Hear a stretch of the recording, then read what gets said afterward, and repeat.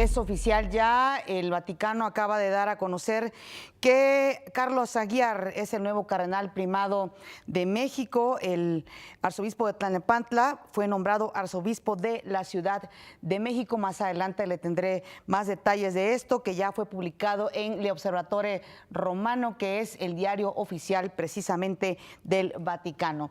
Nos vamos a comunicar, y se lo agradezco muchísimo, con Rina Musali, internacionalista, con quien vamos a hablar de todo esto que ha desatado esta tormenta hasta este momento mediática, provocada otra vez por Donald Trump al reconocer a Jerusalén como capital de Israel. Rina, gusto en saludarte, muy buenos días, y sobre todo para que nos expliques por qué se desató se desataron estas reacciones en este momento en contra en todo el mundo por lo que ayer anunció Donald Trump. Hola Pati, muy buenos días, y me da muchísimo gusto saludar a todo el auditorio que te acompaña. Pues mira, fue un día ayer bastante complicado. Todos sabemos que esta medida que ha tomado Donald Trump de trasladar la capital, es decir, de trasladar la embajada de Estados Unidos de Tel Aviv a Jerusalén, algo que no va a ser de manera tan rápida y tan inmediata, por lo menos se espera que se concrete no antes del 2021, es decir, todavía 3 o 4 años más. Pues es una medida incendiaria porque inflama más el conflicto palestino-israelí, cosecha mayor incertidumbre y volatilidad en una región muy, muy conflictiva para el mundo, y además, pues este conflicto ha sido catalogado, considerado como la principal discordia de inestabilidad en el Medio Oriente. Entonces, es una medida que deberíamos de contextualizar dentro del convulso tablero geopolítico del Medio Oriente, porque como tú sabes, Pati, el 4 de noviembre vino una crisis política en Líbano con la renuncia de Saad Hariri, este primer ministro sunita.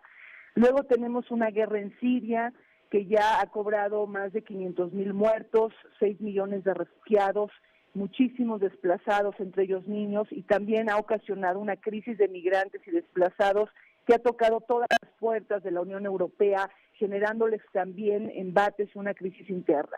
Tenemos la guerra de Yemen. Hace unos días se dio el asesinato del expresidente Al-Saleh por parte de los rebeldes hutis que están siendo financiados por Irán. Todo esto se enmarca dentro del conflicto palestino-israelí. También esta idea de Donald Trump de su intención de no certificar el programa nuclear de Irán, es decir, este programa que fue apoyado por el G5+1, que son los 5 países miembros del Consejo de Seguridad más Alemania. Tenemos también un cambio de piel en Arabia Saudita con el príncipe heredero Bin Salman, que ha hecho una purga anticorrupción y que ha establecido una serie de reformas bajo la visión 2030, en donde se está dando la sucesión, ¿no? Y todo esto genera fricciones y tensiones.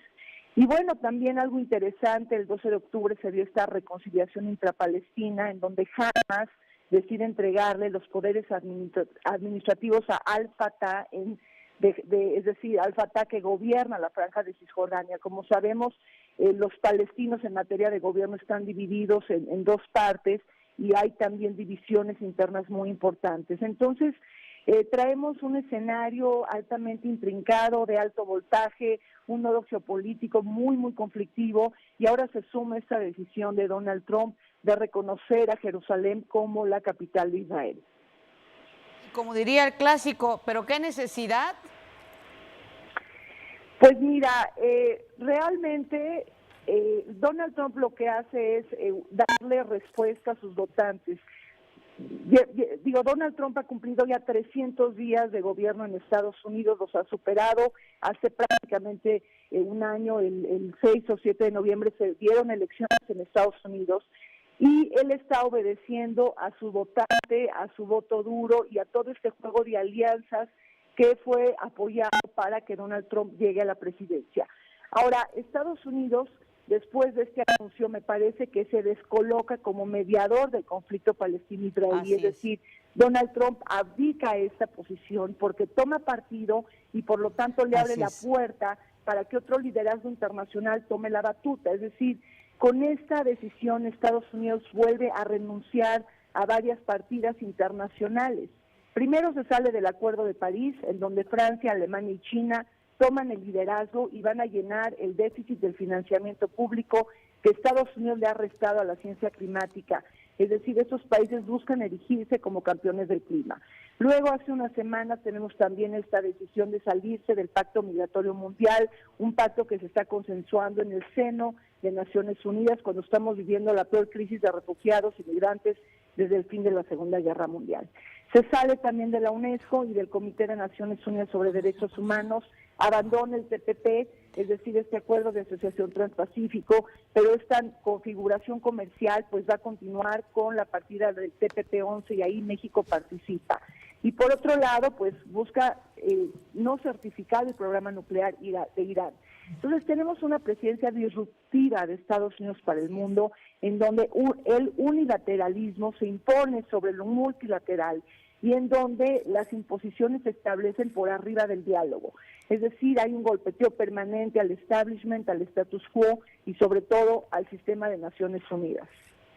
Así es, Rina. Finalmente sí me gustaría que le explicaras a nuestro auditorio por qué Jerusalén es punto neurálgico de esta discusión árabe-israelí. Pues mira, la ciudad sagrada de Jerusalén es muy importante para las tres religiones del mundo, para los judíos, cristianos y musulmanes. Es la capital del Estado de Israel, es sede de la Knesset, que la Knesset es el Parlamento de Israel, que cuenta con 120 escaños, es sede de la Suprema Corte de Justicia y también del gobierno y de diferentes ministerios. Ahora, debido al conflicto palestino-israelí, el mundo o la mayoría de los países apoyan la idea de que Jerusalén debe de basarse en el estatus de dos estados para dos pueblos. O sea, recordando un poquito los acuerdos de Oslo que se dieron en el 92 y 93, que han estado fallando y que hasta ahorita, después de 20, 25 años, pues no se han puesto en práctica. Eso mismo lo reiteró Angela Merkel en Alemania. Lo que ellos, generalmente lo que se apoya, es decir, casi ningún país se ha atrevido a contravenir este principio en donde se dice que el este de Jerusalén debía de ser la capital de Palestina y que Jerusalén occidental debía de ser la capital de Israel. Entonces, con esta decisión, pues se enreda más el enjambre convulso del Medio Oriente. Es una decisión que, por supuesto, desafía al mundo entero. Realmente ya estamos viendo implicaciones importantes. Tú hablabas de la parte mediática, los grandes líderes se deslindan, marcan una distancia del posicionamiento que ha tomado Trump. Hay una condena de Hamas, de Al-Fatah, de Arabia Saudita, de Irán, del Ayatollah de Irán, del Papa Francisco y de diferentes países que están en el Medio Oriente. Pero decías tú que pues simplemente se agitan las aguas ahí en esta parte del mundo. En este momento la respuesta ha sido mediática, pero hay que esperar qué sucede ahí en el Medio Oriente. Sí, así es. Como yo te decía, es una decisión que enreda más este enjambre convulso, lleno de inestabilidad, y que estos países se cuidan mucho de hablar del estatus de Israel. Entonces, bueno, pues sí, hay muchos países que piensan que el este de Jerusalén debe de convertirse en la capital de Palestina y que Jerusalén occidental debía de ser la capital de Israel.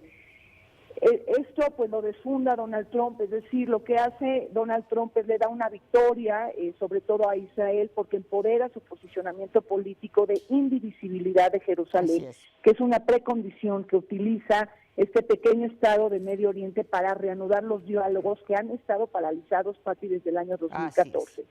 Pero bueno, pues en Israel esto también genera mucha división. En Israel sabemos que en la Knesset hay más de 9 o 10 partidos políticos representados, genera mucha incertidumbre, un sentimiento de inseguridad ante las posibles reacciones de rabia del mundo árabe, y la verdad es que estamos viviendo un momento muy, muy delicado en este Medio Oriente convulso. Te agradezco mucho, Rina Musali, que hayas estado con nosotros, como siempre. Muy buenos días. Gracias igualmente, Pati. Un abrazo. Un abrazo. Saludos.